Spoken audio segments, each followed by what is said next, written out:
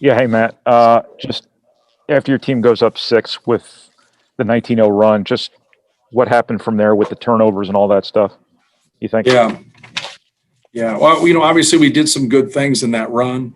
I thought, the beginning of the game, we got some okay shots. They obviously didn't go down. I think we got up 7-2. Then we were stuck there for a while. And I thought we had some good shots in there, and we really pressed. We subbed. We had some different looks in there. We only had 5 turnovers at halftime, but I bet you we had 5 or 6 shots that were more or less turnovers. And our shot selection wasn't great. And when we got in that run, obviously, getting stops, but also our execution was better. And then, obviously with everything, it helps when the ball goes in. And then after that, we started to have turnovers again. And so, we weren't giving ourselves as many cracks at it because we were turning the ball over. So we just have to do a better job of, passing it. A couple of times there were just passes the guys just whipped and didn't see the defense. And those guys are right in the passing lane. And, there's no way the ball could have got through there on a couple of them. And, we have to do a better job of not passing that or stepping a guy off to get a catch. And obviously there's a couple other turnovers in there I'm not going to be able to recall. But Yeah. just our overall execution. We have good stretches in the game, and then we have bad stretches. Like we need to replace our bad stretches with average stretches. We just go into the tank a little bit in terms of like when you miss a shot or you turn the ball over a couple times. It's like just the awareness of like, hey, we have to have a good possession here. We just don't have that.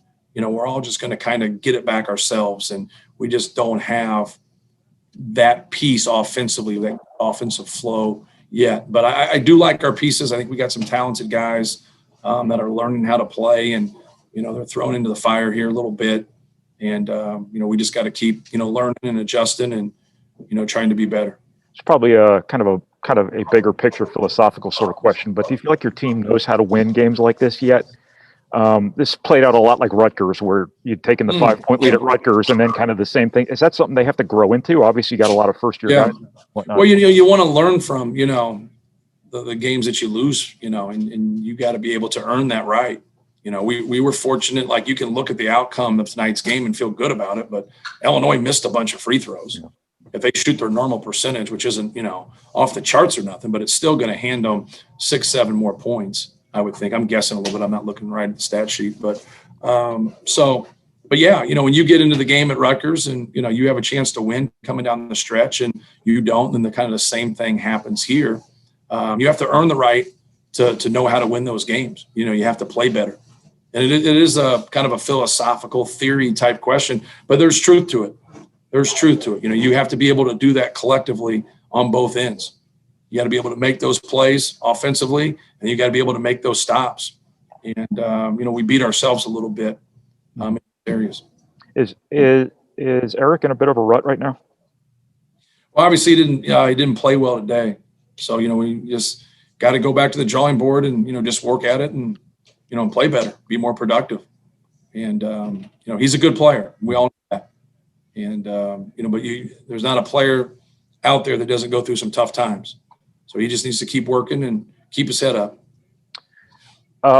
Did Travion make a little bit of an adjustment after the slow start against Kofi that he kind of got going offensively? Did you see anything kind of change in him? Well, I just thought he got a couple deeper post moves. I thought he posted up a little bit too deep. Too far out in the first half a couple times. But I also thought he had a couple deep post ups. He just missed the shot. And, he was able to get some opportunities there and be able to convert a couple of them. And so, he's a good player. He's a good player. We have to just, keep working with him in terms of what action we're in and what we're doing and, whether he's getting putbacks or getting post ups or, what have you. I'm good. Thank you, Matt. All right. Mike? Yeah, Matt, just following up a little bit on the, the stretches that you guys have. Is some of you just inexperience coming through trying to overcome those bad stretches? You had you really had a good stretch, but then when you have a bad stretch, is it much tougher to get back to a good stretch because of some of the inexperience you have on the floor? Sure. And like now, like anything, like if your groups that are out there are no different and you just play one group, and that's it. So you just play 6 to 7 guys. Then you just, you struggle with that group, and then you have success with that group, but the group doesn't change. We're a little deeper than that right now, trying to figure things out. Like as a coach, you would like separation. I like all of our players, but you want them to separate through their production. And we just haven't had separation through our production. And that's guys that have started some for us, guys that have come off the bench, young guys, older guys. And that's what you want as a coach. You want that consistency. And we just haven't gotten that. And so when you have that inconsistent stretch, and then all of a sudden you have a great stretch where you have that run, now you want to stick with some of those guys, but yet they're getting tired too. So like you got to give them a blow there. They're not all guys that are 38 to 40-minute guys. And so you want to give them a blow and you want to give them there. And then when we did that, we had some breakdowns, and then you try to get that back by subbing them back and getting that mix of guys the same. Then it always feels like you lose a little bit sometimes when you do that too. So it's one of those things that you as a coach that you never, until you get that group that you just have ultimate trust with, you're always really searching for that. And that's where we are. We are searching for that. And as a coach, you got to watch it. Like you got to go back and, and analyze what you're doing, because you do make mistakes because you don't know. When you have inconsistent play, people always want the coach to have the answer. And I want to have the answer too, but it's hard. It really is. That's a difficult thing in coaching to do, is when guys are inconsistent, who's going to play consistently going forward, because they've all shown that they can do it, but they've also showed the downside of sometimes not being able to be productive. And so we just got to keep growing. I like our pieces. I like our guys. We just got to be better together. Played Ethan at the 4 a lot in the first half. Right. What kind of spark were you looking for there? Yeah, just trying to, he's such a good passer, just trying to get him out there. They play smaller, but also I subbed him in first right away because they were smaller at the time. I didn't want to wait and then Illinois be bigger and then put him in a bad spot where he had to guard Georgie. And so I got him in there earlier just to kind of make it a different rotation. And then when they went bigger, I was going to go with Aaron at the 4 there. And I thought that made a whole lot of sense. And then Aaron played well. I thought Aaron did some good things for us. And so I stayed with Aaron more in that second half. Thank you. Yep. Anything else for Coach Painter? All right. Thanks.